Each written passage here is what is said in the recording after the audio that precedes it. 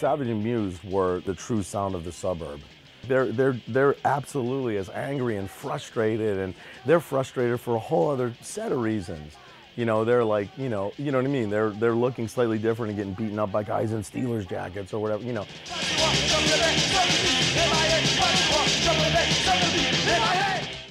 In Coriopolis, it was really strange to see a man with a mohawk walking down the street, you know. But music was always part of kind of like my escape from everything, like in high school. Well, I grew up in Perryopolis, Pennsylvania, a real small town, about 30 miles from Pittsburgh. At that time, it was Leonard Skinner and Molly Hatchet and Southern rock. So, what a great way to rebel against Southern rock, and, you know, listening to British punk. My brother brought the first Clash record home, and I was like, 11 or so. And it made sense to me. It was just really, and I liked it. I think I liked it because nobody in a small farm town they would hate it. Occasionally we can get CMU's radio station out in Coriopolis, but I think that wasn't even strong enough. Your main source was a record store or knowing somebody that worked there, coming into town and just like bumping into people and becoming friends with people, like Michael Vella, Paul Piccirilli, and Mike Seep. First time I ever met him at the Banana, I was like really intimidated. It was like he walked over, he like, come here, shake my hand, and go, you know, it was really cool, you know, to see this 6 foot, some big biker dude, and then all of a sudden just welcoming you to the Banana. My older brother Joe asked me, my brother Gary, if we wanted to, form a punk band. None of us had money, so my drum set was a polka drum set I bought from this old guy for like 25 bucks.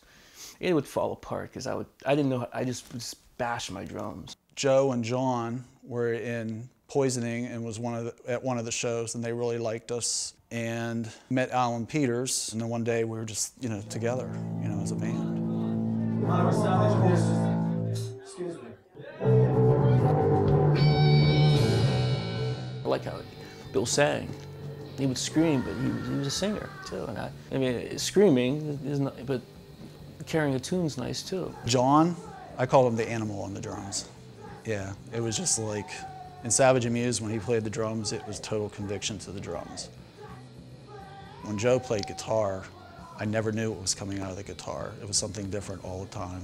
When you listen to Savage Amused, you just hear like frustration, and if they wouldn't have done it, they would have, maybe stabbed somebody or something. I mean, they seem kind of scary, I mean, when they started playing, we definitely backed up a little bit, like, not that they're the nicest guys in the world, but, once they start playing, it was like, it's on,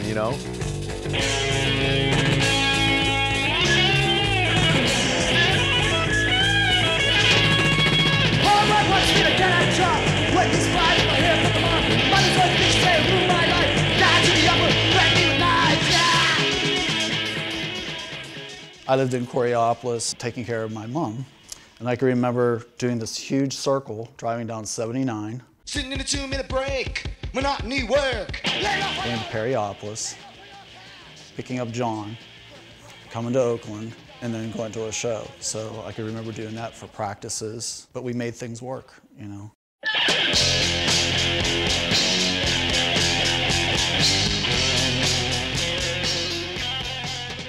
We saved up money, and then we went to a studio on a Sunday, and we just played the set straight through. I kind of remember just getting there, of course being a nervous wreck, not knowing what to anticipate. And I remember we just set up as a band in a garage, similar to this, and we just recorded, and we did a couple overdubs with vocals, but it was basically 8-track live. Just like a set that we would do at the Banana or some kind of show. The engineer, he never recorded a hardcore band before, so he was like, what? He wanted to stop kept wanting to stop the tape, because we were just like 1, 2, 3, 4, blah, blah, blah, and we didn't take time to listen to the playback. It's like, no, we're going to play a show. Basically just simple, just set up the mics, get the mix, just have it up front and loud. We wanted to be loud. I played basketball when I was in high school, so I took it as like a game, We're gonna just go through it, and we're not going to stop. And we're going to have intensity. Even if you don't want to have intensity, we're going to have it. But we all had it that day, too. You know, that was a great day playing. I still remember.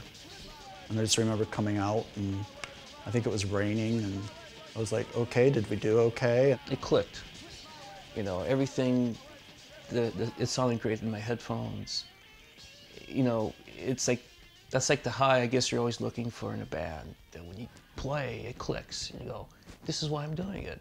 You know, this is like, it's making me feel good, you know, and I remember that feeling of it clicking. I put it on Mind Cure, and I didn't pay for it. Bill Morris did, but putting the Mind Cure label on it gave it some kind of, you know, okay, so, you know, Real Enemy and Half-Life are on here, now we are. And in my mind, I'm like, okay, we're building a scene. Mike Lavello was like P.T. Barnum.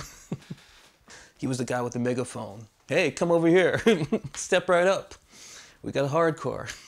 Just keep passing it on, and just, you know, like, man, you know, I can't tell you, that's all that mattered to me, was get it, you know, make a scene, document it, get it out there. But yeah, so yeah. I don't even think I had a copy of it for the longest time. So I heard it first time a couple months ago. That's pretty good.